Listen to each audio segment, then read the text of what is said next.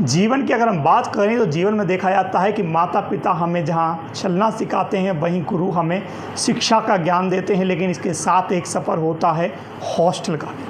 हम देखते हैं कि दूर दराज से छात्र छात्राएं पढ़ने के लिए आते हैं और हॉस्टल में रहते हैं। हॉस्टल में रहते हुए किस प्रकार वो अपना जीवन जीते हैं और कितनी उनको कठिनाई होती हैं, कैसे उनके सहपाठी साथ देते हैं, इसी को लेकर आज हम चौधरी चरण सिंह विश्वविद्यालय के सर छोटू राम के एक हॉस्टल आए हैं और हॉस्टल में हम स्टूडेंट से जानना चाहेंगे कि उनका जो ये जीवन का सफ़र होता है, हॉस्टल की जो लाइफ स्टाइल रहती है उसमें कितनी भूमिका उनके सहपाठियों की रहती है और किस प्रकार वो अपना योगदान देते हैं। अविनाश जी, क्या अपनी हॉस्टल की यादों को बताना चाहेंगे? हॉस्टल की याद सबसे बड़ी बात ये है कि हम यहाँ पे जब आए थे तो हमें लगा कि हम जैसे यहाँ पे नए आए हैं, कुछ भी अच्छा नहीं लगता है। लेकिन एक हमारे सर भी समझा रहे थे, प्रवीण सर, हमें कि ये तो यहाँ के लोग जो हैं वो इसको घर बनाते हैं। तो माहेश्वर तिवारी जी की एक लाइन हमें याद आती है कि एक तुम्हारा होना क्या से क्या कर देता है, बेजुबान छत दीवारों को घर कर देता है। हॉस्टल की कोई ऐसी याद हो जो जीवन में हमेशा याद रहे? यादें तो बहुत सारी हैं जो बताया ही नहीं जा सकती, बाकी मुझे पूरा हॉस्टल ही याद रहेगा। मैं कुछ नहीं कह सकता, आप क्या ही बोलूँ।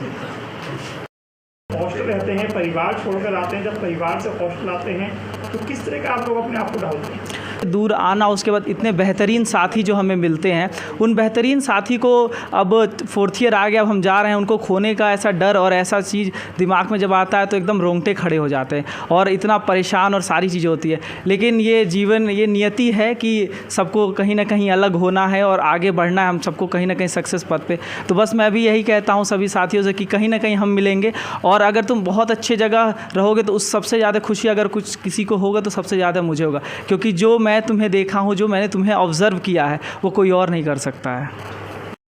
बुंदेलखंड की संस्कृति की बात की जाए, पश्चिम की संस्कृति की बात की जाए तो दोनों में काफ़ी डिफरेंस, बिल्कुल ज़मीन आसमान का अंतर है। हॉस्टल में आप लोग रहे हैं, किस तरह का अनुभव बताना चाहेंगे? स्टार्टिंग में आए नए दोस्त थे, नए लोग थे, धीरे धीरे करके उनसे बॉन्डिंग बढ़ती रही। पहले फर्स्ट ईयर में कुछ दोस्त बने, फिर वो दोस्ती बदलती गई, धीरे धीरे करके फाइनल ईयर में आए, फिर इस हॉस्टल में आए। इस हॉस्टल में मुझे 2 साल हो गया। काफ़ी मतलब जितने भी हॉस्टल में रहा सबसे बेहतरीन हॉस्टल मुझे ये लगा। धीरे धीरे करके कई सारी यादें बनी यहाँ पे।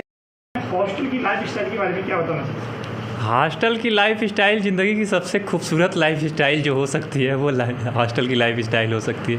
आप इसे भुला नहीं सकते। जीवन में आप कितने भी पैसे कमा लें, कहीं भी रह लें, कितना भी सुख सुविधाएं पा जाएं, लेकिन आप जो यहाँ फील करते हैं वो शायद मुझे नहीं लगता आप ज़िंदगी में कहीं फील कर पाएंगे।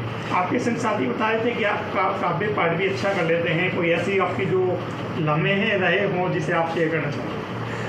काव्य पाठ की बातें तो मुझे फैज़ साहब फैज़ हमेशा याद आते हैं। वो उनकी एक कविता है कि वो लोग बड़े खुशकिस्मत थे जो इश्क को काम समझते थे या काम से आशिकी करते थे।